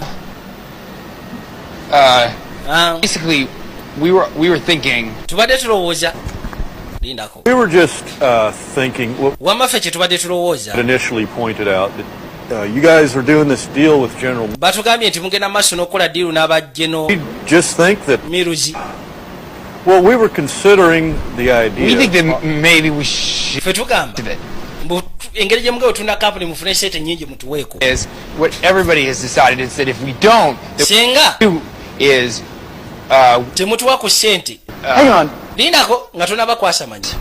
Mwagala ku sente ze tugabe tunda mu company tiye. We could. How about the whole goddamn... Lwaki temutwala company yonna? Sure. You got it. Everybody... Ekyo kitukolera. You guys run it, okay? Mwagala company. Charge. Yiyo. Now. Yena ayagala okubeera mu buyinza company yiyo. About and the lawsuit. Ne lawsuit mugisasule. Might slam your balls in the door, but at least you'll be the boss. Oba sijji bajja kwabya emipira naye ojja kubeera boss.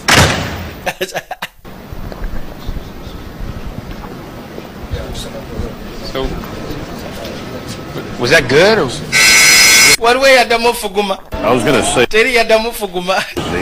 Tudde ku mulimu owaaye. Muzaati yakwate kuba okuddeeka. Wabula awulira obusungu. Mukazi we yajja. Kali akagobye ka buladi. Yeetaaga bbaawe munaye yagambye munaye gase nagezo kizwa nga kyabika amaka ngeetaaga ufumbo bwange njagala bubeere okay. I need to tell you something. Waliwo kye neetaaga okubuulira mukwano. You've been really busy. Naku zino obadde busy. For the last couple years. Myaka giri gyonna egiyise emabega ng'oli busy ku company. You're working at home. It seems like I don't. Neeka ng'obeera okola. Feeling as pretty as I used to feel. Oyagala kuŋŋamba nti Brad yakwegadde owa pool. You had sex with Brad. Yakwegadde si oyagala okuŋŋamba. You knew? Kyogamba wali okimanyi. Nze yamupangisa. You know that. Kimanyi gwe wampangisa alongose pool. Paul hired him to have. Saamupangisa kulongosa pool wabula kweggala. Eki? Wait. Why? Lwaki wampangisa neggali? I hired him to have an affair with you. Kwegamba nali njagala afuna affair naawe oba yende naawe. And not feel. Kimpa omukisa neme kufiringa guilty nanga ngenda bwenzi. Of a horse tranquilizer. Brad was. Naye bino byonna nabikoze lwa nsonga bali bampadde horse tranquilizer. Ddagala ly'embalaasi. Times? 15. Emirundi 15? Akwegadde emirundi 15. Has it? Tekinaba nakuweza nnaku 15. Days? Mu nnaku 2 nakwegadde emirundi 15. Unbelievable. Tekikirizika. We even sit down. Yokyasobola n'okutuula wansi gwe tobabiridde. Yes, but I didn't. Why didn't you just talk to me about? Lwaki tewayogera bwogezi nange n'oŋŋamba nti oyagala kwena n'okusinga okunseetinga akasajja. Dean. Diini. Oh, he gave me some pills. Diini yampa piruzi. You asshole. Katofaali gwe. Yes. Nze assault ye. I didn't even do anything. You could have just said no thanks, just clean up. Wandibadde ogana naawe n'otabaako kyokola. Hey, guy. Bagenda okunyaga neyiba. You guys hardly ever, eh? Naye mmwe tebatera bakwatirizaka. I'm leaving. Nze ngenzi. What do you think would be a good time? Ng'ozaka n'abakaseera ajja akalungi. I don't know. Simanyi. Sikakasa. The thing What, is... tomorrow? You want to come by tomorrow? Enkya osobola okuyitirawo. What time? Saa meka? I don't know. Zonna oba olonze. Okay, great. So Kale kirungi. have that check. Kati nandyagadde mumpe ka check kali ke nagulamu tikiti zammwe. That's 2 plates at 50. Kubanga kati ne suwaani 2. Close this. Kansooka enzigala oluggi. Onaasoza waano beeka. Agambye omukazi mu butuufu naawe wandibadde tokikola. N'akwata ekubo bw'atyo n'adda mu ggaali. Omukazi amugambye musewo omusajja yamwegadde emirundi 15. N'amugamba tezinaba nakuwera nnaku 15. Mu nnaku 2 n'akwegala emirundi 15. Gw'okyasobola n'okutuula wansi.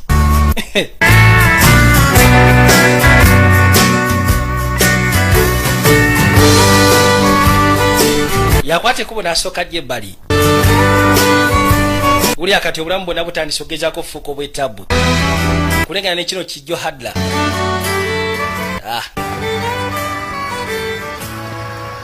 Yakwata ekubo n'akomawo akawungezi. Kati agenda okuzza amaaso kwe kulengera kasindi kali. Naye ng'akimanyi kasindi ke kaapikiriza step asobola obba mu kooti. Munabo bamusasule ng'ovudde ku bya life insurance kubanga egenda sasula. Wabula ne bano balina omusasula. Joe. Hi. Joe. Hey, what? How did you know that I was... Otegedde otya ati mbadde wano? Too. Thought I saw you, so. Anti nange embeera wano nenkula nawe nkulabidde. Oh, do you want something to... Olina kye weetaaga ekyokunywa kyonna kyova asooka atambuzitambuza amaaso yatandise okukabuusabuusa. So sorry about... Kati agenda okwekkaanya kwe kulengera akasawo akamu ku k'abakozi be. So... Oli yali akaba akasawo kange keeru ku zipu kuliko kaddole kalina obubeere. That's Mary's purse. Eyo nsawo ya Mary. Right there. Si eyo wali eri. It's purse, right? Eyo nsawo ya Mary. No, that's my bag. Eyo nsawo yange munnange. How are things at work? How's everybody? Ye emirimu gigenda giti abantu bali batya eyo. Eno nsawo ya mukozi wange.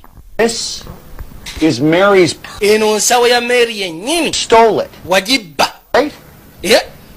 Joel, that's my bag. Eyo nsawo yange. It probably just looks like hers. Efaanana bufaananyi ya Mary. A lot of them out. Ensawo nnyingi ezo. Never seen. Eno sizirabange neerabika eri. They're Teddy and a. Kuliko ne kaddole ku zipu akalina obubeere. Yeah. Now, kakati nyabo. what are you doing with Step? Kiki okola ne Step? Only reason that he's suing this company. Ensonga lwaki agenda maaso n'osuwinga kampuni yaffe? How much work I put into building. Gwemanyi mirimu gyekana ki gye nateeka mu kubyudinga kampuni eyo. Olyoka otandika okwagala ogisuula ne munno. I'm gonna go. Ngenda genda. And if it really is. Ate n'ensawo bw'eba yo. Tell me. Amazima gali nti kubeera poliisi ogigambe nti nagibbye. On second thought, I'm gonna call him right now. Ye lwaki poliisi sigikubira kati esimu ne mbaga nti ngenda kubba ensawo yo. Tulabe. Joel, please. Jo tokikola toyita poliisi. Why?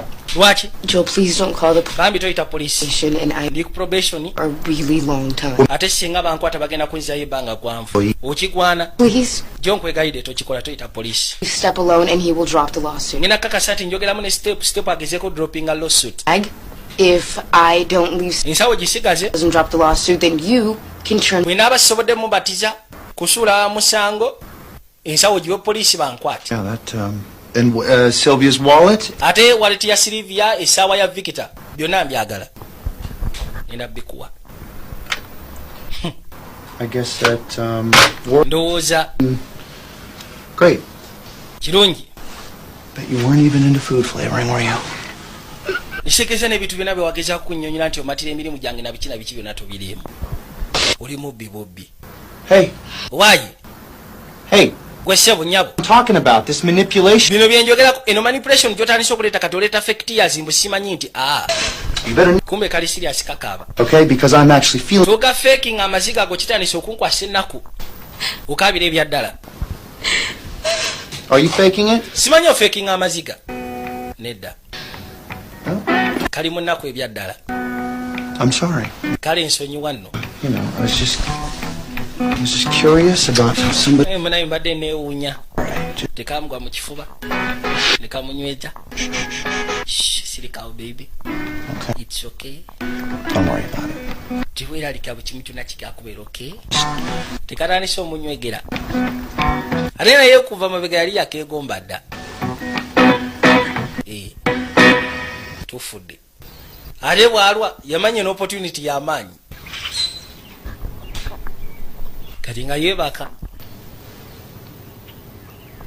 Gena okuba nga awawamu ku butambuza amaaso okwekkaanya. Lindako. Cindy? Yayita Cindy. Cindy. Cindy. Yesu Kristo tufudde. Tekabanga kanzibye wallet. Gena okuza amaaso nga sente mwe ziri mu wallet. Na buli kimu kyonna kye kaali kabye kubali nga kayikireseewo ne kakwate kubo ne kagenda. Kakimanya nti kyekakola yali nsobi. Rodi n'akwata ekubo kwe kudda mu buliri asobole nateera. Buli kimu kyonna ssebo kye kaali kabye kakiza. Boyi ng'asowola nga yeebaka ng'asika busingiizi. Wow. Yafunye ekyo ky'addaaya kega kye yali ayagala okuva eri nakyala. N'akwata ekubo n'adda ku kampuni. Can you believe that? If we come in late, we get in trouble. Gwe ensawo yo yiyo. And Hector didn't steal it. Ate Victor si yagibba, Cindy ye yali yagibba. Can you believe that? Blaming Cindy just to protect. Oyinza okikkiriza mbu alimba aprotectinga Cindy. We really do need to go there. Naye mbutuufu twetaaga ogendako mu kagrosary ebyokunywa biweddewo ng'ogasseeko n'ebyokulya. You heard from Cindy lately? Waawuliza okuva eri Cindy. Days since she borrowed you. Kimaze ennaku 3 okuva lwe yeewola emmotoka yo. We ought to call the cops or something. Oba osanga tumuyitira abasirikale. Wa yajja kudda. Truck. Byesonyiwe emmotoka yange ajja jizza. Okay. Cindy yatwala emmotoka ya Step. Last bottle of Pepsi. Enono yecupa esembeyo ya Pepsi. Call Domino's and have them deliver. Kankubire ba Domino's basobole okutuleetera ku byokunywa n'ebyokulya. Still. N'ekirala. Didn't steal your truck. Naye bw'aba teyagibbye. Didn't get into an Nga teyafunye accident yonna. Shut up about six. Lwaki nawe tosirikako okumala eddakiika nga 6 nja kukusamba kifu. Siri wala nnyini. Hello. Lodi yakwata ekubo kujja mu yafeesi ye. Hey. Why? Sir to see you. Okimanyi nti Step azze okulaba. Is he? Aliwa? Great. Bring him in. Mulete. Outside. Aliwe. Doc wants to talk to you. Eri ku loading dock. Agambye yeetaaga kwogera naawe weka. Teri mulala. Man to man. Man to man. Musajja ku musajja. Sick and tired of dealing with that Ambler fella. Truth is, I just want my old life. Mbutuufu kihadira nkikoyi. Nze neetaaga bulamu bwange munnange. I'm a working man. Ndi musajja mukozi. Problem is, if I bankrupt the company. Obuzibu obuliwo nti senga ngezaako bankruptinga kampuni yaffe. Nja kuba sirina wakola. I don't have to bankrupt the company. Tulina kwavuwaza kampuni yaffe. If I drop the lawsuit. Ate senga ndropinga lawsuit. The new company will. Kiba kitegeeza nti kampuni ogenda gitunda. Buddy with one ball. Ate tebandyagadde kukozesa muntu alina boola emu. You know, listen. Uliriza. They're actually allowed to ask, so you're okay. Uli okay? I'm a working man too. Nange ndi musajja mukozi. Extract. That's what I do. Era nga ngina maaso na kamula byakunywa extract. Cherry, root beer, s'mores. Bino nabiyiga kuva eri mmange. Yakolanga ekiyitibwa cherry root beers. That it is pretty cool. So Kafuna kasudde kalungi. why would I want to sell this? Lwaki mba ngenda maaso n'otunda kampuni gye nkoledde obulamu bwange bwonna. Attracted with Dean and the drugs and. Bino ebintu byankozesebwako drugs ddiini byonna byankyankalanya. Togenda gitunda. What I'm saying is that I'm thinking about Kye ŋŋamba company. nti ngenda sigaza kampuni yange sigenda gitunda. A lawsuit. Kasita ogamba nti ogenda kulopinga lawsuit eyo. It's money steps, so. Okitegera Step? Yeah, that sounds fair to me. Kibeera fair gye ndi. Under one condition. Wabula ku condition emu yokka. What's that? Condition ki? You make me floor manager. Ogenda kunfula floor manager. Nze lawsuit ngenda gidropinga nfula law manager. Abaye! Banaye musoke muwumule mwena musoke muwumule. Okay, Kale. everybody gather around, listen. Buli omu akuŋŋaane wano musoke muwulize kyendeese. Okay, first of all, I want to say that I've decided Mu kusooka not to sell the company. ngenda bagamba kampuni sigenda gitunda.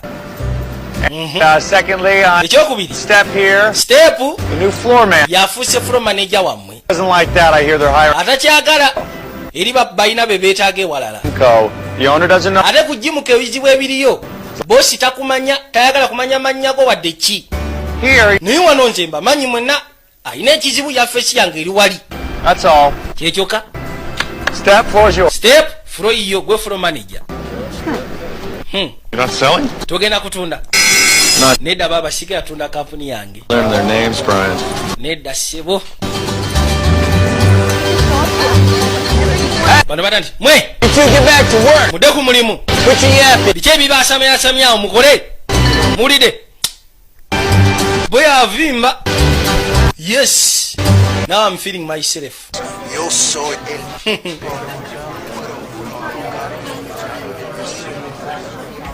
Kati lwedi aba atudde ebbali agenda okuzza amaaso kano kajja.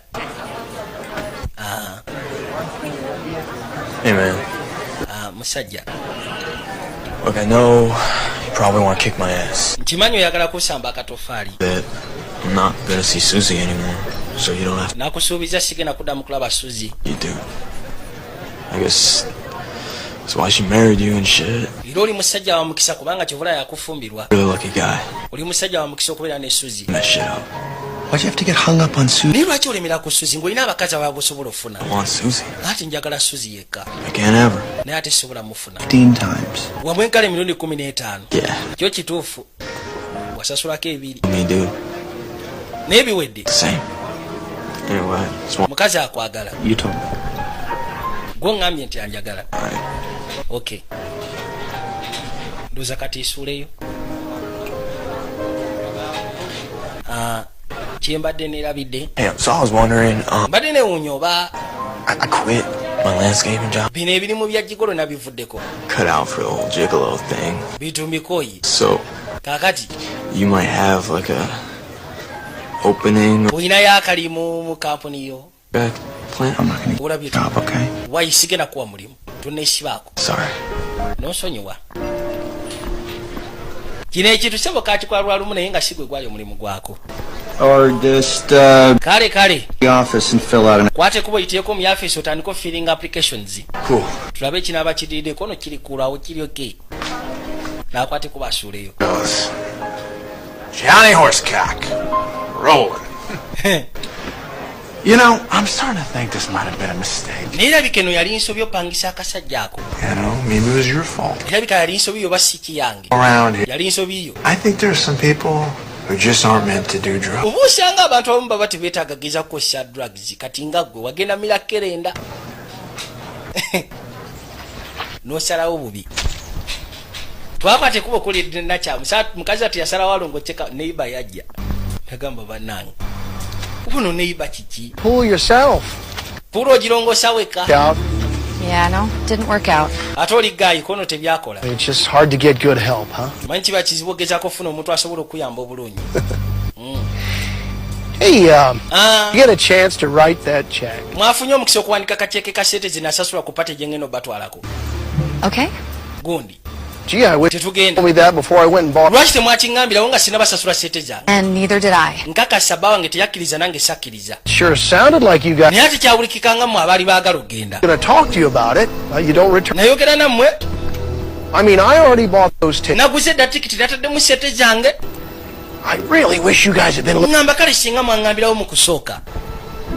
Kyokka bulijjo bamugamba. Me be clear with you now. Kati kakakase kino. When we say things like, bwe tugamba ebintu nga I don't think so, sikiwa or oba I'm sure, sikakasa, close the door in your face, oba ne tukkuba oluggi maaso, means no. kiba kitegeeza nedda. Well, it's. Shut up. Sirika. Let me be even more. Leka nkakase ku nsonga eno. Nathan. Nathan. We don't like you. Ffe tetukwagala. Clear enough for you? Ekyo kikakasibwa. Dull. You talk too much. Oyogera nnyo. Never listen. Towuliriza. You're always in our yard. Buli kaseera obeera mu luggya lwaffe. You're barbecuing over there. Ebyo bye mwokya tetubimanyi oba mwokya abantu naye biwunya bubi. And listen to your car radio. Ofuluma ebweru mu luggya lwo n'owuliriza rediyo y'emmotoka yo. The world. We. Ali musajja bamuvuma bingi. Enough for you, Nathan. N'awulira ng'omutima tegukyesiba. Shut up. Sirika. Nathan. Bwe yagwa wansi ate teyafa bufi. Yamugamba bingi lodi bwe yagwa wansi yafa bufi omutima gwasirika. Nga bateeka mu sanduuke. Yalina kuziikibwa. Katonda wattu. Neiba ate teyafudde. Mukazi wattu ng'ajja atuula erudda. Kaakati no. Ne lodi yakwate kuba okujja oshikana amaziika ga neiba. Mukazi yawulidde ng'ajjudde n'asalawo amwatulire. Abadde asuukiriza kweganga bamukooye. Nakyagenda okuzza amaaso kwe kulengera kabaka. Kawulira n'ensonyi. I think I might have killed him. N'ekirabika nze yamusse. The last thing he heard was me yelling. Ekintu kye yasembeyo okuwulira nze nga mwoganira kugamba kusirika. He did talk a lot. Naye ayogera nnyo. What's going on and on? Mu butuufu tayasirika. Sure, it wasn't your fault. Probably. Naye ate siiso biyo. I don't know, I just. Baamuzudde kwegamba kikutuko. I actually told Leslie I would go to that Rotary. Nagambye Lezi nti tugenda kwate kubo tugende ne kapate kaabwe ke tubadde tugana ebbanga lino lyonna. Nangamba mbu baawe kye yandiyagadde. Nange namugambye tugenda gendayo. So who was this woman that you wanted to have? Kati ono omukazi gwe wali oyagala okweggala yaani? It was just some Kaali kakazi. drifter. Kaali kamenyi k'amateeka. Wangi. It wasn't that great, you know. Kwegamba tekikaali kasuufu nga bwe nali esuubira kaali awo bwe katu kajigajiga. Should have known better. Nobody's into food flavoring. I mean, you guys sell a lot of that stuff. People are into it.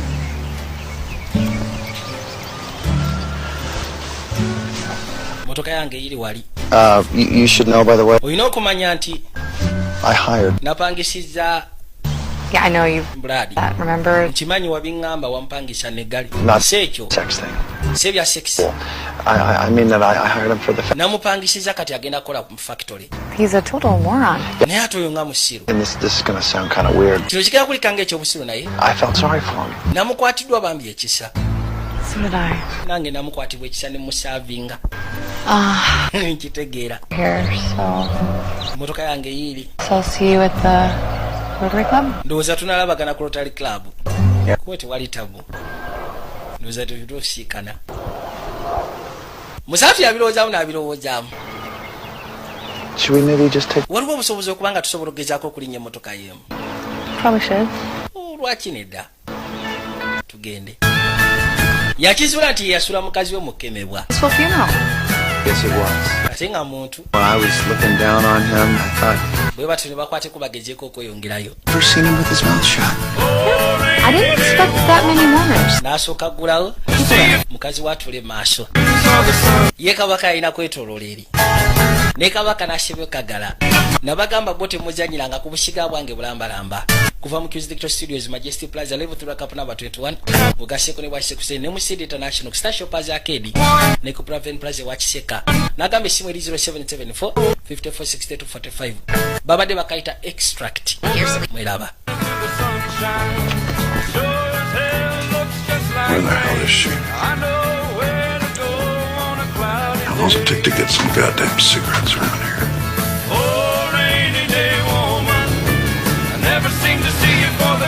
Here you are, sir. What the fuck?